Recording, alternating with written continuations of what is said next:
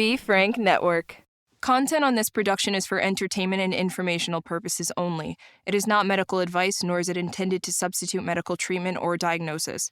Seek medical help if you believe that you are suffering from a mental illness or are a threat to yourself or others.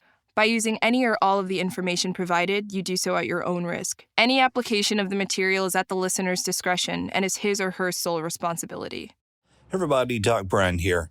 A few weeks ago now, Facebook and Instagram went down and people were losing their minds. And I wonder how reliant have we become on social media that we have lost our interpersonal relationship and interpersonal skills.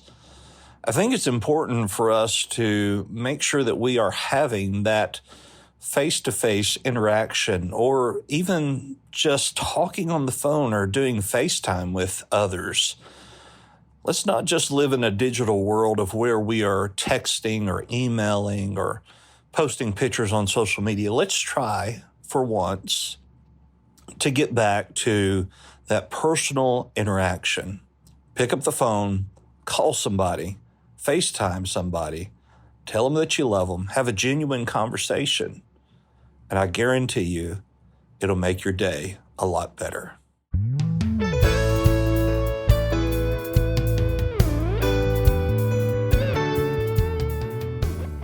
Everybody, Doc Brian here, and welcome to Doc Talks, where we talk about people's troubles, trials, tribulations, and hopefully triumphs in life. Today, I have with me James and Jenaye Smith, and we are very privileged to have Rachel Flores. Is that how you say your last name? Yes. Rachel Flores, who is an LPC and is their marriage counselor. And so, James, Jenaye, Rachel, it is good to have you with us here today. Thanks for having us. Sure. So I stumbled across Jenaye. Actually, let me take that back. Somebody sent me your TikTok that went viral. Mm-hmm. And this is what it said.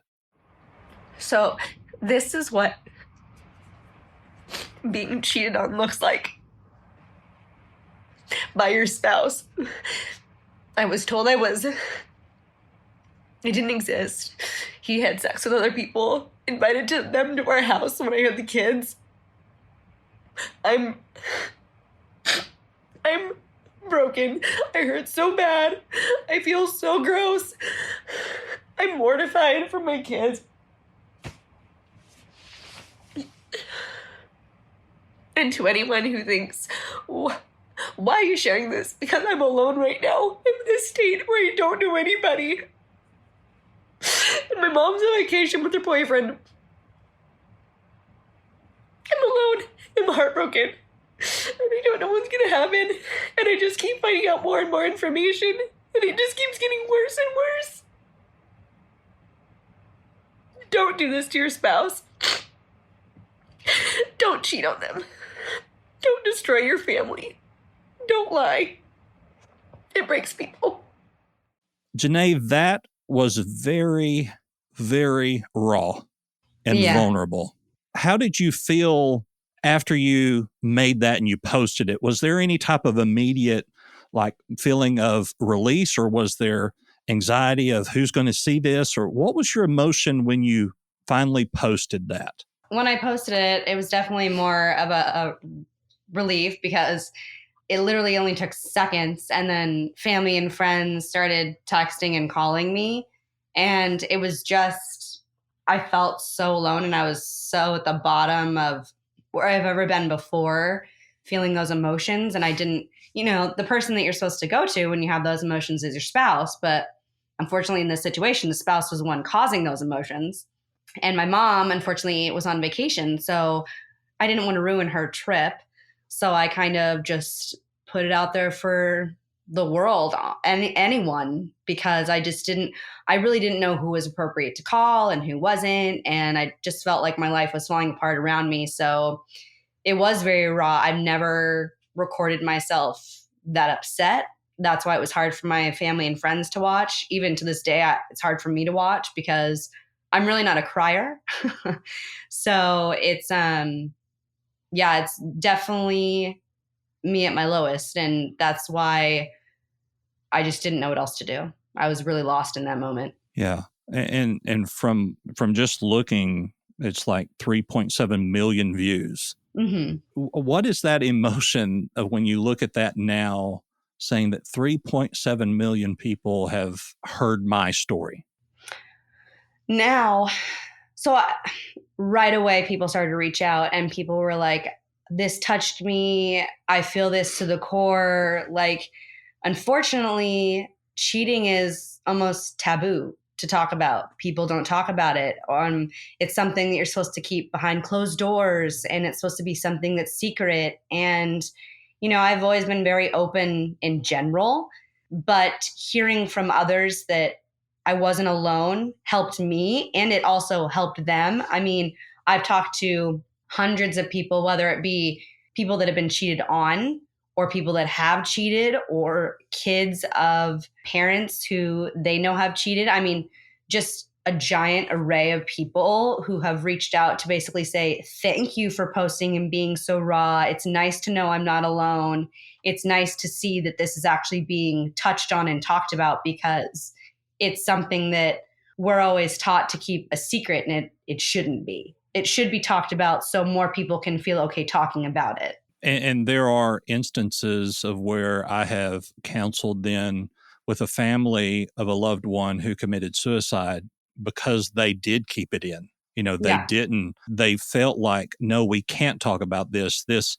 And a lot of times in those situations, the person who was cheated on in some cases feels like it was their fault and that I caused this, and you only control yourself, and Mm-hmm. that's all you can do. Now, James, in talking to you, if I remember correctly, you said that you have not actually watched that video. Is that true? Not the full thing. No, I didn't watch. I watched the clips of it that they showed when we went on the Dr. Phil show. They played a clip of it, and that's all I've seen. Why have you not watched that video in entirety? But I had seen pieces of of the video before, and I knew by the time I watched it, by the time I saw the clips of it, I was already feeling very guilty and feeling lots of remorse. And I knew seeing that was, I don't know, just something I didn't want to face, really. I knew I hurt her, and I didn't want to see the extent of the damage I did, if that makes sense. So was it in protecting your mental health, or was it that, no, I don't want to hear this? A little bit of both, I think. Yeah. Honestly. Initially, anyway. Yeah. Mm-hmm. Sure. So let's back up here a little ways and tell me how you met. How did you and Jenaye meet? What was that? Now, you are a former Army Marine? Yeah. Yep. Okay. And then by the time we'd met, I'd already been out for about a year, I think. And you'd been back. You weren't out yet. Oh, that's right. I wasn't out of the Army. You didn't get out. I was not out together. of the Army. I was inactive. But yeah, I had just gotten back from a deployment less than a year before that. We were both single, obviously, and out. And we actually met each other in a bar in the real small town where Jenaye grew up. So yeah. And my dad lived in that town. So I got out of the military. I actually got out of the relationship I was in with my oldest daughter's mom. And I spent a lot of time with my family after that. So I was in the area where she grew up and where she would, go out and hang out with her friends. So that's where we met. Were either of you married prior to this marriage? No. Okay. And so, James, what is your recollection of how you felt the moment you laid eyes on Jenaye? It wasn't love at first sight, if that's what you're trying to get me to say. No. We were in line at the bar waiting for drinks, and were you in front of me or behind me? I was in front because I remember turning around. Yeah, he was in front of me, and I'm a talker. That's not obvious to everyone who's seen the show or meeting me. I'm a talker. And he was in front of me, and I was talking to my friends, and the line was long, and he was like... She wasn't talking. She was complaining. I was complaining. I'll just say that. I was complaining. It was taking a long time. And he turned around, and he was like, you'd be a horrible person to take to Disneyland. And I was like, excuse me? That's all he said to me. And I was like, well, that's rude. And then he later came up to me in the bar and talked to me again. And then we started chatting, and we actually became friends. We weren't like into each other like that at first. We were just friends. We were friends for a month, maybe a little bit longer. A month before we actually started like dating each other. So we would just talk and hang out and talk to each other about other people. But yeah. So that may be one of the best pickup lines that I've ever heard. Yeah. Yeah. Yeah. And so you nurtured this friendship then into a relationship. How long was it after you met that you were married? 2 years. 2 years. Okay. And you have 2 children? Yes. We have 2 children that are Ours. Together. mine biologically. And then he has his first daughter who lives with us full time. So 3. So you have 3 children in the house? Yes. Okay. Mm-hmm. And if I remember correctly, prior to your marriage, you had some sort of cancer? Yes. That was in 2012. It's called a desmoid tumor. I got diagnosed in January of 2012. February of 2012, I had my first surgery. Then it came back within 6 months, and I had to get radiation treatment, which started in September of 2012. And then December 26, 2012, I had my second surgery where they removed my whole right abdominal wall. So I don't have any muscle on my whole right side of my abdomen. It's just mesh with screws. And that was prior to your meeting James? Yes, it was. Okay. So I met him about a year after that. So you had completed your course of treatment when... Yes, I had. Okay. So you're married now, you have kids. What was everyday life like prior to what ultimately led to a demise here? Pretty much the same. I mean, James was always the person that went to work. I was always at home with the kids. Our oldest usually has sports. So on the weekend, that usually entails us going to some sporting event. He always takes the kids to church on Sundays. I mean, we're big on holidays. Like, I always make sure we go to pumpkin patches. And then I always take my oldest to the Nutcracker every December. Thanksgiving, like, we always go to one of our family's houses. It was school, sports, and then family. Yeah. It was really all yeah. We're pretty generic. And then for me, you add work to that for me. Yeah. So would it be fair to say you were typical suburban family American? Yeah. Yes. The epitome, actually. Yeah. Okay. Yeah. Yeah. So then, Jenaye, how did you come to know or suspect that James was talking to anyone else or that he had actually cheated? How did that transpire?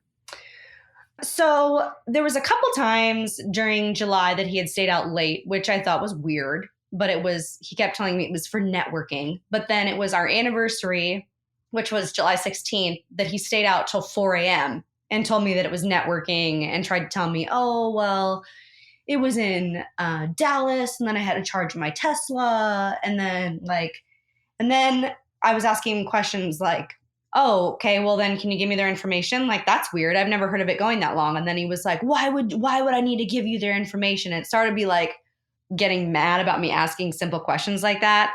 And then it was, that same day he had like showered multiple times that day. And then the final like hint was that like I was trying to show him something on his phone, and we never lock our phones, and we have each other's, well, I don't have a code on my phone, but he has one on his, but I know it. And I grabbed his phone to show him, and he like grabbed it away from me and like hard. And I knew like right then, like, that's weird. That's not right. Yeah. Because there's never been an issue with phones before. So she knew as soon as I pulled it away, there was something wrong. Sure. So, and my first thought is, well, he wasn't lying. He was networking. It just wasn't the networking that you would perceive. Exactly. And so now that this has happened, that he's pulling away, that he's taken multiple showers in a day, how did you approach that? Did you approach it the day that you took the phone away or excuse me, that you tried to look at his phone? Yeah, it was that same day. So I called my mom. My mom being the super sleuth she is. She's always worked for T-Mobile for 10 years. So she was like, you should look at your phone records, because they're going to be able to tell you like who he's called, like how long the calls are, same with the text logs. And I was like, that's genius, because I thought he was acting weird, and I thought maybe he was off his medicine, which he was. But I thought maybe that was it. But And just for clarification, he takes mental health medication for... It's sertraline so it's the generic form of Zoloft for his PTSD. Yes. Okay. And the PTSD is related to time in the military? Mostly. Okay. And then childhood trauma as well. Okay. So, Rachel, as a therapist here, what do we do when we find ourselves in that situation of where there is just something that happens that is completely out of character? Well, you start asking a lot of questions.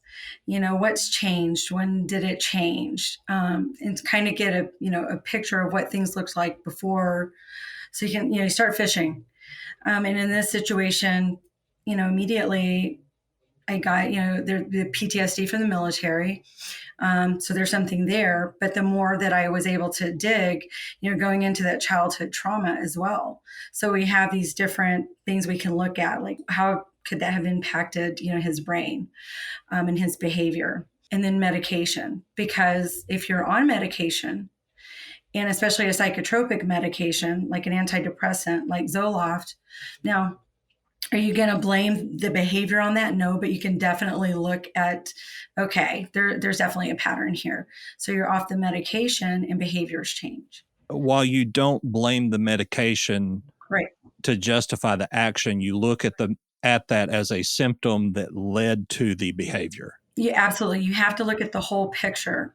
Yeah. So you definitely have to get lots of information. At this point, you're an investigator, because a lot of people want to just like, oh my gosh, you're this horrible person. You're this cheater. And, then here's the partner who's, feels betrayed and hurt, and they have their own pain. And, you're trying to balance all this. Like, okay, let's hold on. Let's look at the big picture here. And just take a minute. And so we started doing a lot of digging, and I got a lot of information from him. And so there were definitely some significant things that stuck out to me, being the PTSD from the military, the childhood abuse and trauma. And when the actual cheating pattern started, they didn't exist prior to his deployments. That came afterwards.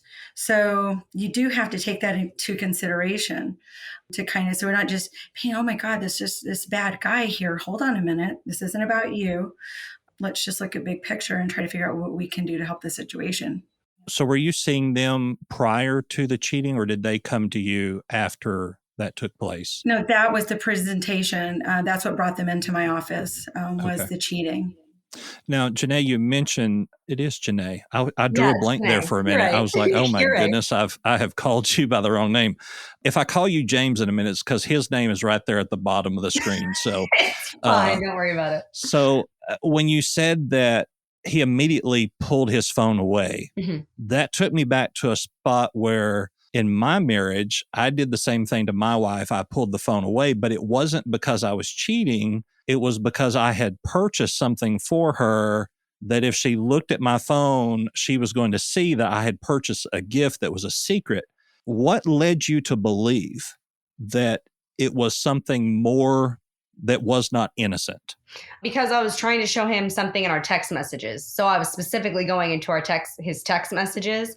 And when he knew I was doing that, that's when he grabbed it instantly. And I think it's important to note for our listeners that just because your partner doesn't let you see their phone doesn't necessarily mean that they're cheating. Yeah. But it sounds like there was a totality of circumstance here Absolutely. that led to that suspicion. Mm-hmm. Yeah.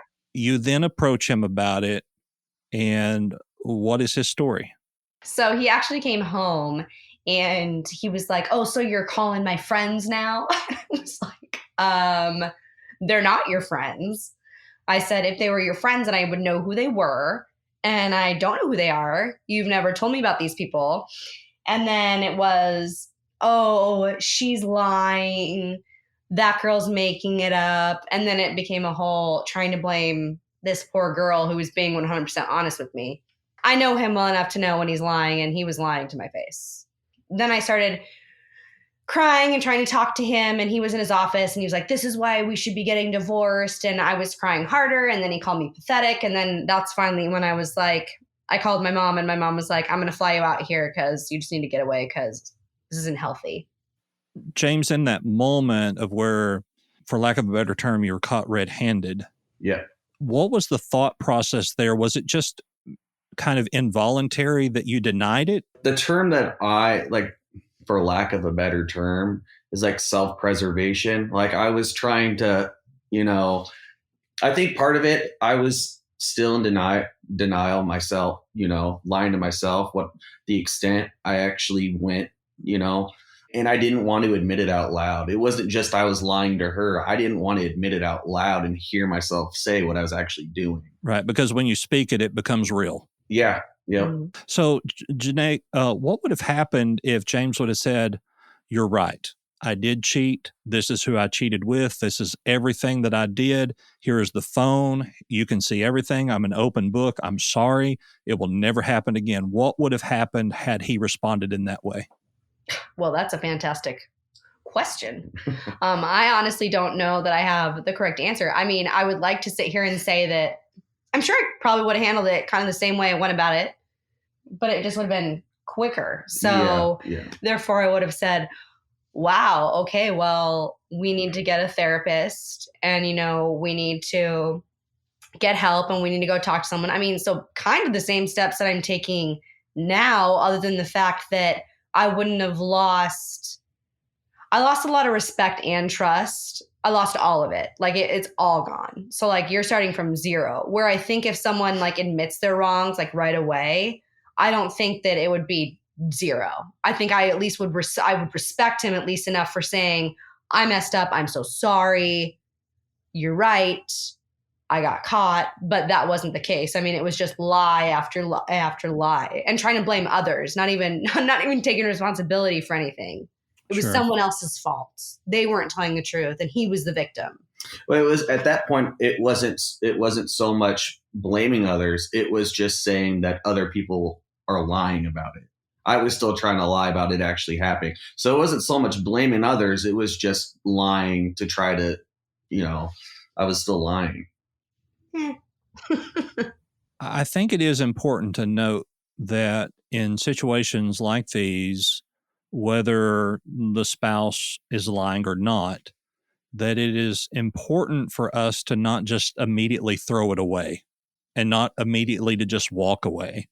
And I think that in a relationship that wasn't as mature as yours, that could have easily happened, and then you're left to deal with the trauma of being cheated on. He's left to deal with the trauma of cheating and showing his family and his children how he acted.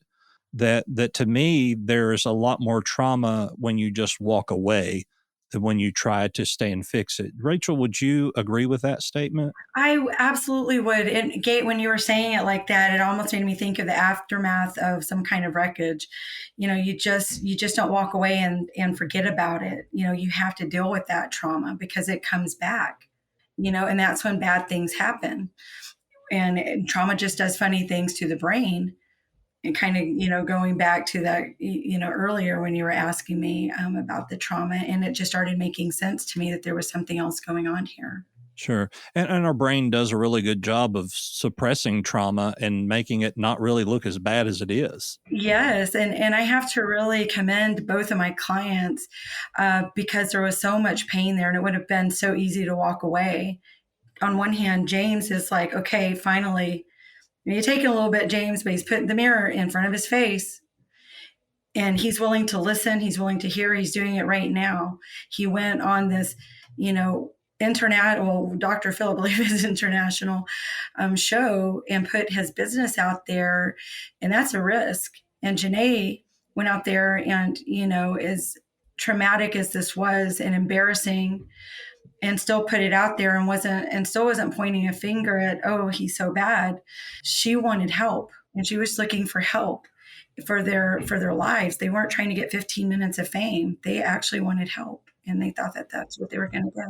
I think it is important to note that James certainly wouldn't have put himself in a vulnerable position like that had he not loved or cared for Jenaye. Absolutely. And that's something that when they come to my office and, they often have to bring their youngest son, but as hard as this is and so much pain, you can, it's palpable, the pain, but there's still that love is also palpable, and to watch them interact with each other still going through this and with their, their child. It's really beautiful. And I'm so glad that they just didn't give up and throw this away, because this can be their history, 30, 40 years from now, looking back to see where they were and where they will be. And I believe that they will heal from this because of what they're going through right now and what they're doing right now. So, James, within your childhood trauma, were there issues there of abandonment? Oh yeah. I mean, that's really what really kicked off my childhood. Really, my parents divorced when I was really young. I think I was about 4, and then right away, my mother decided she just didn't want to be a mother anymore. Really, and years later, she would tell me, I wasn't ready to be a mother at 20 or 19, 20, somewhere around there is when she had me. I know she got pregnant like the year after she graduated, so high school. So when my parents got divorced, she just left and didn't tell anyone where she went. And so and that was the first time.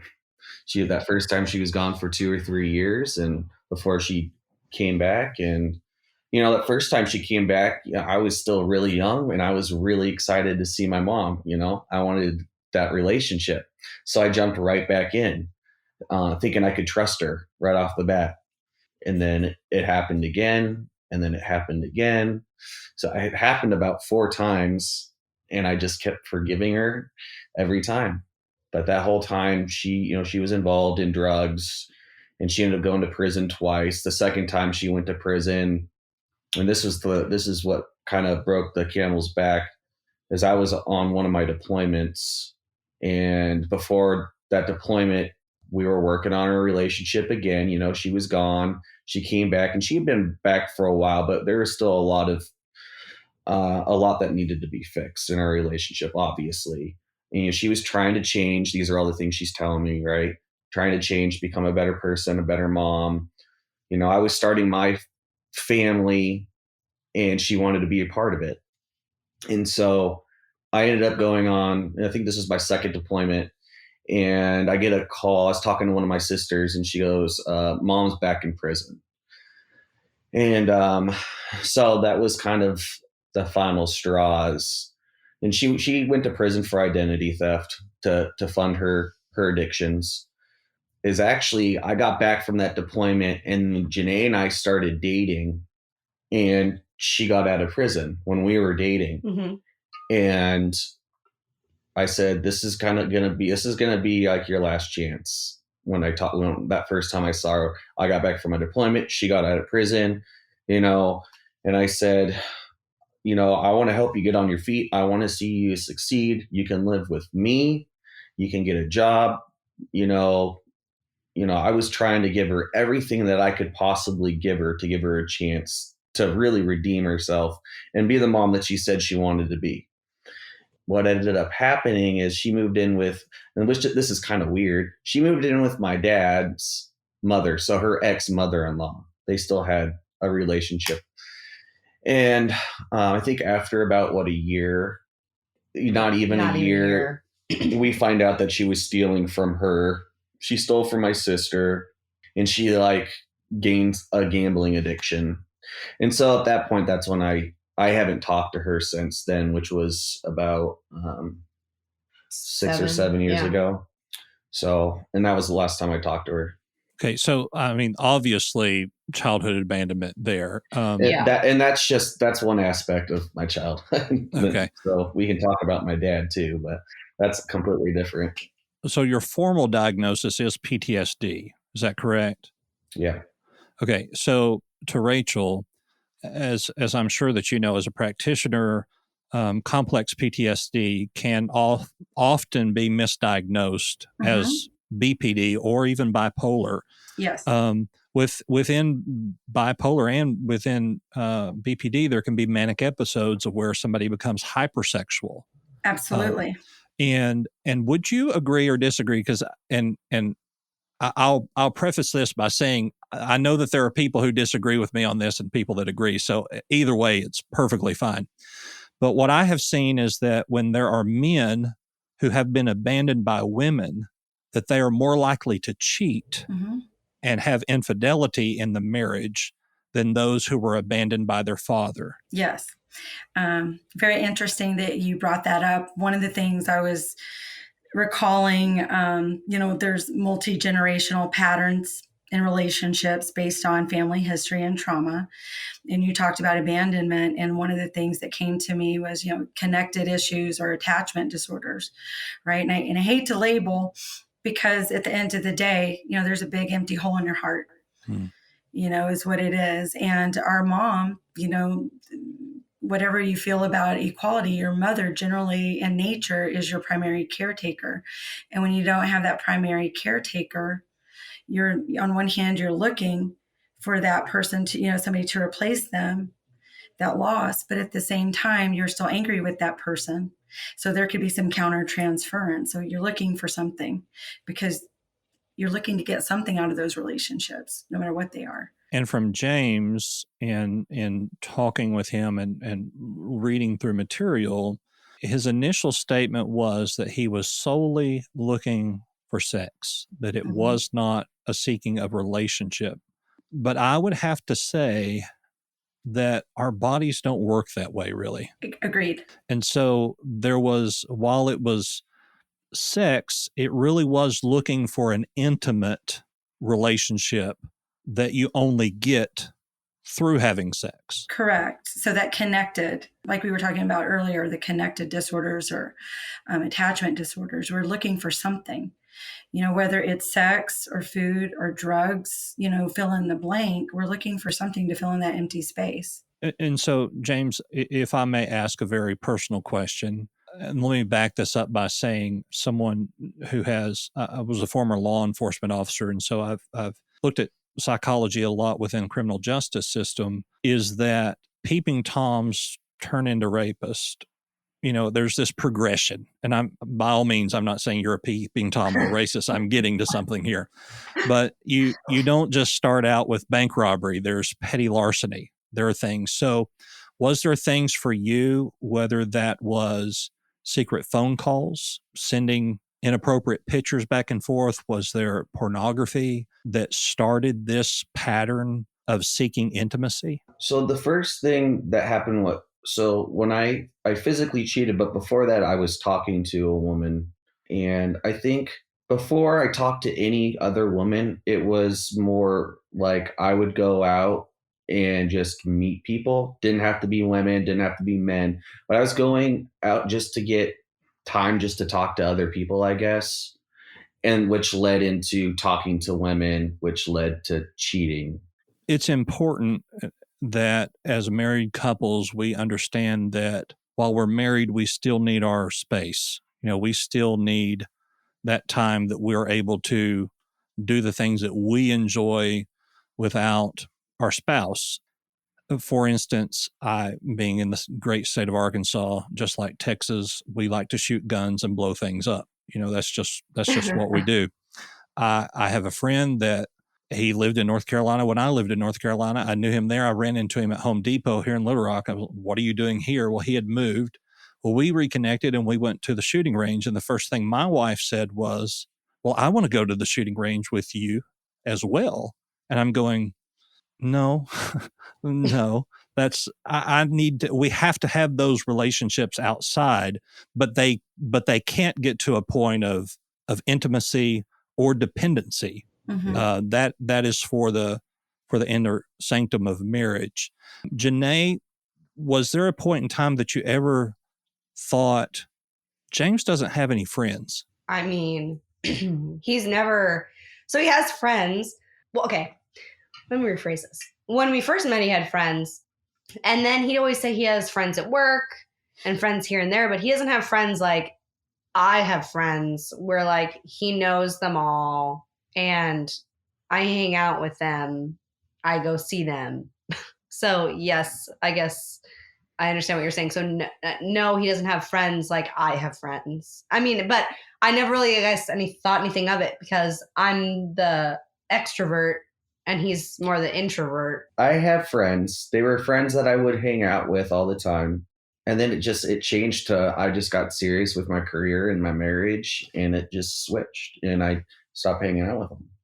So did you find yourself in a position of where there was this deficit in your life that you needed to fill and it ended up in infidelity? I don't know how to answer that question. I don't know. I feel like there's two things though.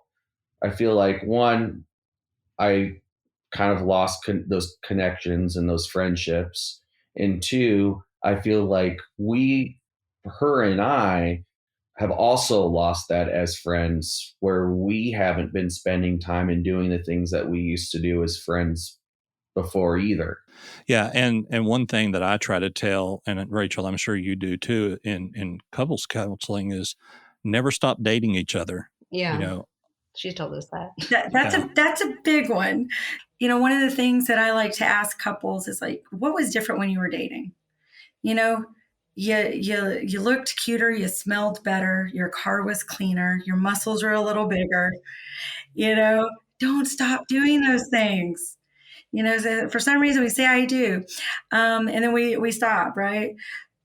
And then something that I do often see in couples counseling, where you're young and you have children, that does take your time. It does change the dynamic. But that doesn't mean you're only parents. You're still, no matter what your name is here, it's, James and Jenaye, you're still those people. Yeah. You're not just, mom and dad. And your kids need to see that. They need to see you as individuals. They need to see you flirting. They need to see you having fun. And, just laughing. It's very important for that modeling for the kids to not just don't stop dating. I love that. Yeah, I have a client, he and his wife that I'm doing counseling with right now, that he is not a very touchy-feely person, and he never saw that in his home. His dad wasn't that way, and so he never was exposed to that you're supposed to hold your wife's hand if you're walking somewhere. He wasn't exposed to that, and so and I truly believe that love is blind. When we let things slide that we normally wouldn't let slide, and then we get into marriage, and all of a sudden we have a desire for that that we never expressed. And so, Jenaye, was there ever a time where you said to James, "Hey, I wish that you would do this with me, or I wish you would do this for me, or I wish we could do this together"? No, actually, we're flip flopped on that. So he's definitely the more touchy feely. His love language is physical touch, and mine is acts of service. So I'm not the lovey dovey one.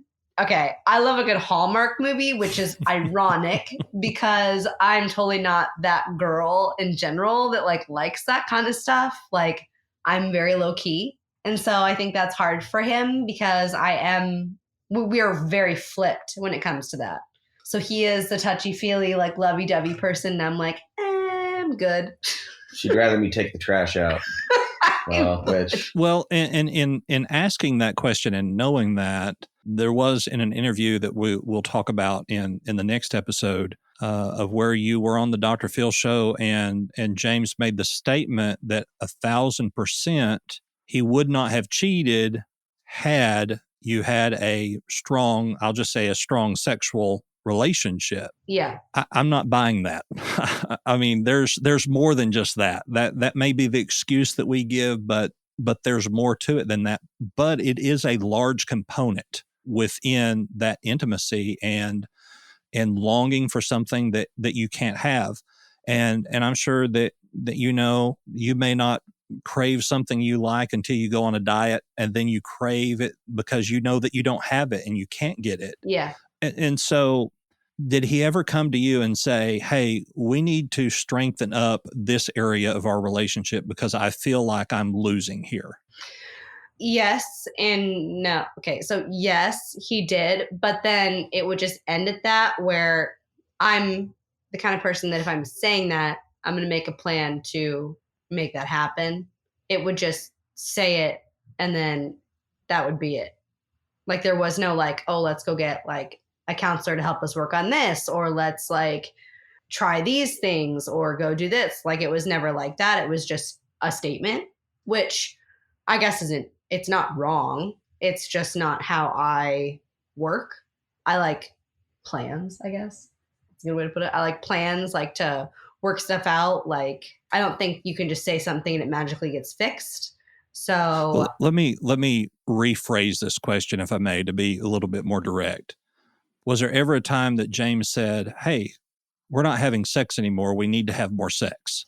yeah, but the whole ironic part about him saying that as he said it on the show is literally we had sex like a day before he went and had sex with Chelsea. So because we were trying to have a kid, so we were having sex multiple times a week. So Because you were trying to have a child. Yes. And as a man, I can say it is a different type of intimacy when you're working towards having a child as opposed to you're working towards gratification. Yeah. Would you agree with that, Rachel? I would, because one sounds more mechanical and less intimate, like really connecting.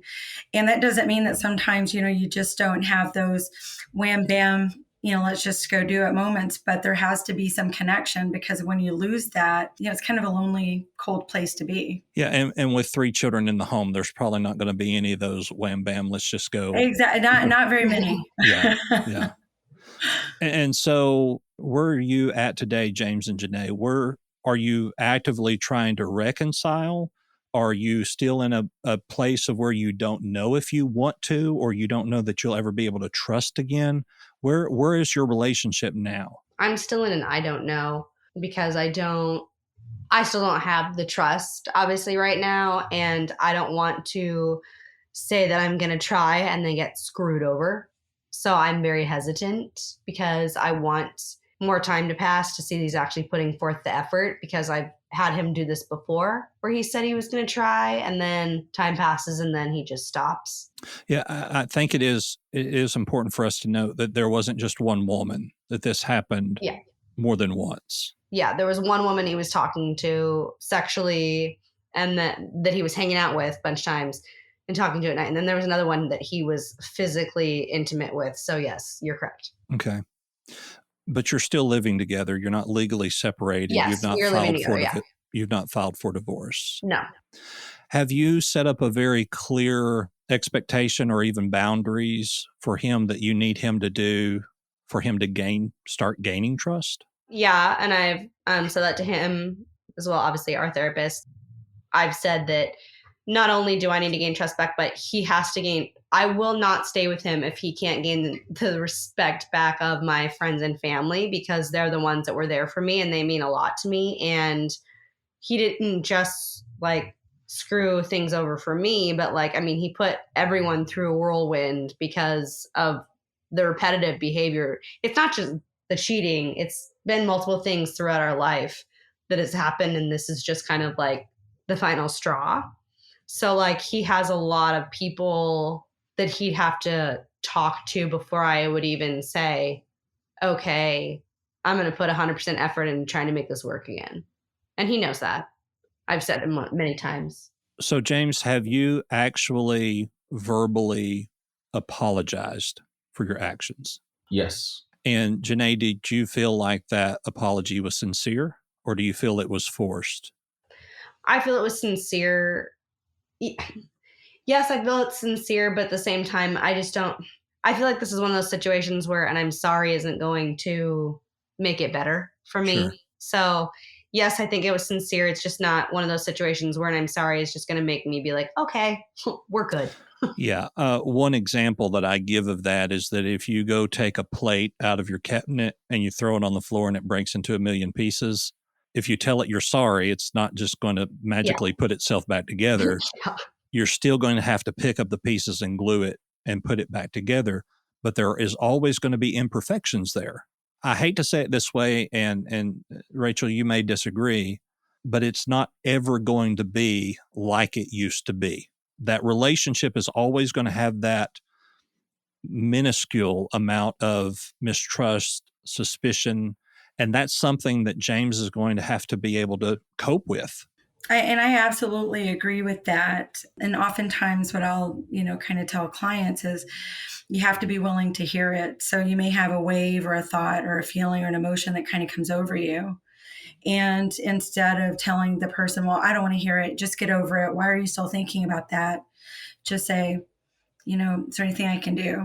I'm sorry that you're feeling that way, but then let's move on. and it'll happen again, but then let's move on.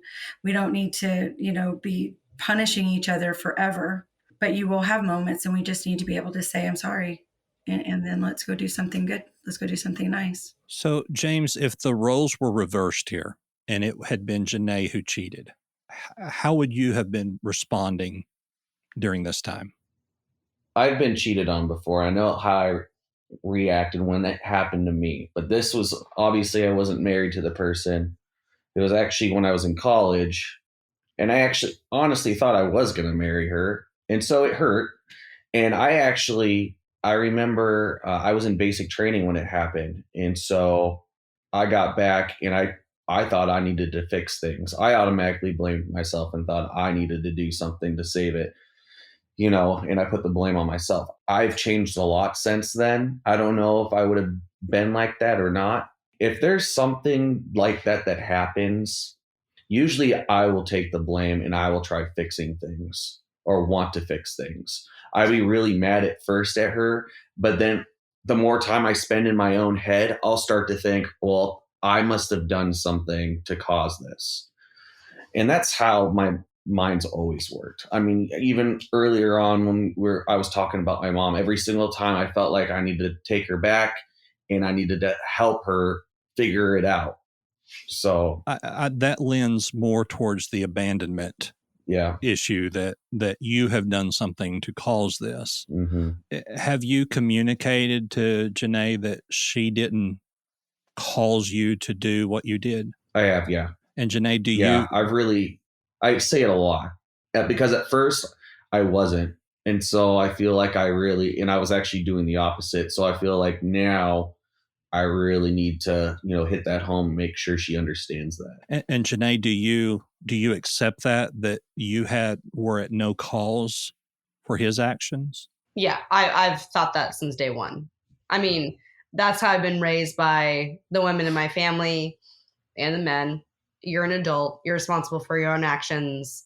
You can't force someone to do anything else. There was no gun to his head. There was no, he chose to do it. His actions, his consequences, that has nothing to do with me. So that's why I think, as I said, we're going to touch on it later, but a lot of people get mad at the videos that I do and then on Dr. Phil because I sit there and I don't blame James or get upset, but, he did blame me, but I don't take it that way. So I don't feel the anger and like the angst to like attack him for it because I don't take it like that. I'm very confident in that I didn't do anything. So right. Therefore, there's a lot of people that don't like how she's acting because they feel like she should be more mad, quote unquote, and acting that anger out to really show that person, pay it back to them or whatever. There's a lot of people that are like that, and they make it very clear when they're commenting on her videos. So we'll get into that a little more in the next episode, but just kind of wrapping this part up, Jenaye, do you still love James? Yes, I do. Could you just tell me 2 things that you love about him? I love that when he actually puts forth effort, he is a very good and hands-on dad, which I've noticed since starting my training because roles have reversed. So he's had to be a stay-at-home dad for the last week and a half. That's something I love about him. And then I love that when he wants to be caring and kind, he can be one of the nicest people I know and caring and kind and like go above and beyond. And he does pay attention, but it has to be something that he's interested in and he wants to pay attention. I mean, and that's just part of his personality. If he's not interested in it and he doesn't really want to do it, he won't. But if he does, like when he first was trying to get me to date him or like now trying to win me back, like he pays attention to things and does things for me that he knows that I want done, which I appreciate, which makes me love him more. And James, the same question to you. Do you love Jenaye? Yes, I do. And I want to ask a second question to that. Was there ever a point where you did not love her? There was a point, and during that whole time of me cheating, I think I forced myself to make myself feel like I didn't love her anymore. And I think part of that was I got really good at emotionally detaching from things over time. I've gotten really good at that. And you add the fact that I stopped taking my medicine. And so it just created this whole, I don't know, this huge storm. And I really started putting up walls because I knew what I was doing, I shouldn't be doing. And I knew it was possibly going to lead to divorce, or there's a possibility there. So I started building those walls up in preparation. And that's why she said, or when she was telling you that day when she was crying, I was calling her pathetic. And that is all because of those walls I was building up. And I was really trying to, push her away, push myself away. You can ask her that's not me at all. Like that, it goes so against who I am, my character. And so, but during that period in time, I felt like I didn't love her. But I think I was really kind of amping myself up to feel like that. So, but it's like creating the crisis. Yes. Yeah. Yeah. That's what I was about to say. It was preparing yourself to justify to yourself that I don't love her, and that's how I could do this. Right. Yeah. Yeah. So, Rachel, what's the prognosis here? Well, I have hope. They're still together. She hasn't left, and she could at any time. I think they both have hope. And I watch James' expressions very closely, and he knows, I know that he has some fear and he's afraid, and I know she is as well. But they've stuck together right now. They're in the trenches and they're fighting for this marriage. And no matter which direction they decide to go, there will be no judgment here, but I do hold out hope for them. I would be concerned if there wasn't any fear. Mm-hmm. Yeah. And as I said, or as Rachel said, there's no judgment if it doesn't work, because at the end of the day, I may be a little bit more pointed to clients. I say it's better to be single and happy than it is to be married and miserable. Yeah. Because you have to take care of you. And if you can make it work and you can work together and you can salvage it, then that's what you should do. But if it gets to a point of where it's not manageable and it's not equitable to each of you, then there may come a point where you just have to walk away. Mm-hmm. But I would encourage you that if it does get to that point, that you both continue to see a mental health provider to be able to deal with that trauma, that new trauma of divorce.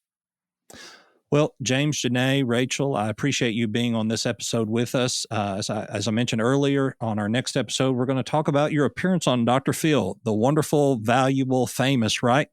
Mm-hmm. Dr. Phil, and some of the things that really happened there that we need to be a little careful of. Yes. When it comes to concerning our mental health. As I said, I appreciate you being here. Rachel, do you have social media where people could find you? Yes. So the name of my clinic is Lake Ray Hubbard Counseling, and there is a Facebook page for the clinic. And then Lake Ray Hubbard Counseling TX.com is the website. Not fancy. So definitely feel free to reach out on the Facebook. I do return calls. I answer my own phone and return messages promptly as possible. All right. And Jenaye and James, you both have different accounts. So if you just tell me where they could find each of you real quick. It's easier to find Jenaye because my name's so common. But if you look up Jenaye, you could find me. But I think on TikTok, they can just look up Jenaye Smith. Yeah. Jenaye and Smith. Yep. Okay. All right. And we'll put that information in the description of this podcast. Once again, thank you for being here with me. I'm Doc Brian. You can find all of my social media links at thedocbrian.com. Of course, Doc Talks is a part of the Be Frank Network, and you can find all of our podcasts there at BeFrankNetwork.com. Thank you for listening, and be sure to tune in to this next episode where we talk about their occurrence on the Dr. Phil Show. Thank you. Have a great day.